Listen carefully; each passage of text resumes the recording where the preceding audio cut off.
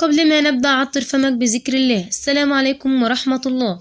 قرار عاجل من رئيس مجلس إدارة نادي الزمالك مرتضى منصور عقب انتهاء مباراة الأهلي والزمالك لعقد اجتماع مع فريرة لتحديد مصيره مع الفريق، وذلك على غرار المباراة التي أقيمت بين الأهلي والزمالك اليوم، وانتهت منذ قليل بفوز الأهلي على الزمالك بثلاثية نظيفة.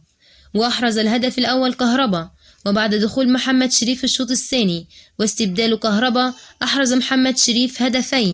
وحرص محمد شريف على الاحتفال بهدفه رقم 50 مع الأهلي برفع القميص، يحمل قميصه وعليه رقم 50، مما أثار غضب جمهور الزمالك ومجلس إدارة نادي الزمالك بعد النتائج السلبية التي أقيمت وخروج نادي الزمالك من كأس مصر في نفس الأسبوع، فقدان الأمل في التنافس على مسابقة الدوري هذا العام بعد أن أصبح الفارق 8 نقاط في رعاية الله وحفظه.